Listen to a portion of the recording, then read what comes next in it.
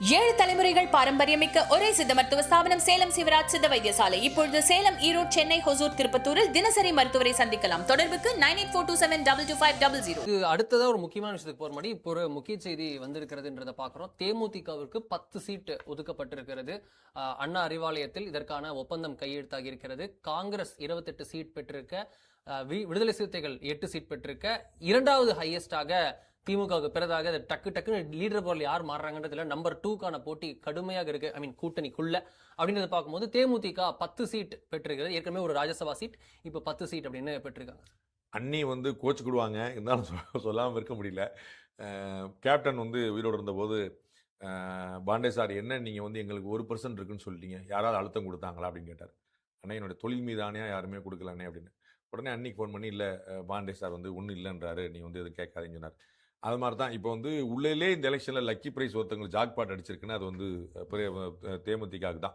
அவங்களுக்கு அடித்து ஒரு ராஜ்யசபா சீட்டு ப்ளஸ் 10, அதாவது கிட்டத்தட்ட 16 சட்டமன்ற தொகுதிகளுக்கு இணையாக கிடச்சிது. இது கட்டாயமாக அந்த அளவுக்கு இவர்கள் கட்சியை கடந்த 5 வருஷத்தில் வளர்க்கல. அதாவது கேப்டனுக்கான பிறகு அது மறுக்க முடியாத உண்மை. கேப்டன் அவர்கள் இருந்தபோது இதோட பெருந்தொகுதியோடு இருந்துச்சு. அதை பார்க்கும்போது ஜெயலலிதா அவர்கள் இருந்தபோதே 41 தொகுதியில் பெற்ற கட்சி, அதை மறந்துட முடியாது. ஜெயலலிதா அவர்கள் கூட்டணி வைக்கிறதுக்கு வந்தாங்க.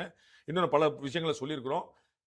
நேர கையெழுத்து போடாம அமைந்த கூட்டணி. அது திரு மூப்பனார்ல இருந்து பல பெருமக்கள் போயஸ் கடன்ல காத்திருந்த சந்தர்ப்பங்கள்லாம் போய் பிரமோத் மகாஜன் எல்லாரும் வந்தது நிறைய. அது நீங்க டெல்லி பட்டியல் போட தனிக்காது, நான் தமிழ்நாட்டுக்குள்ள சொல்றேன். அந்த மாதிரி பாத்தீங்கன்னா அப்படி இல்லாமலே கேப்டன் அவ்வளவு பெரிய வல்லமையோட கட்சியை வளர்த்திருந்தாரு.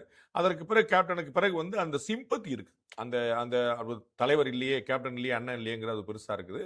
அவருடைய குடும்பத்தின் மீது அந்த செப்பரேட் மரியாதை இருக்கு. அதில் அவர் மகனோ அண்ணியோ போட்டிட்டா அதுக்கான ஒரு செப்பரேட் கணக்கில் அண்ணி இருக்காங்க நம்ம அப்படிங்கிற ஒரு கணக்கு இருக்கு. அது தவிர ஒரு 10 சட்டமன்ற தொகுதியில் எதிர் அணிக்கு, அதாவது அதிமுக கூட்டணிக்கு தான் சாதகமா வரும் அப்படின்னு நான் நினைக்கிறேன். இது ரொம்ப அந்த அளவுக்கான கேண்டிடேட்டை போடுறது, அவங்களுக்கான வலிமையை கூட்டுறது, அவங்க எல்லாம் சேர்ந்து நிற்கிறது. இவங்க நாளைக்கு முறை சின்னத்தில் போட்டிடுறேன், அது சின்ன போட்டிடுறேன்னு அந்த மாதிரி போது அது சிம்பிளை கொண்டு போய் சேர்க்கணும் ஒரு பெரிய சேலஞ்சா இருக்கும்னு நினைக்கிறேன்.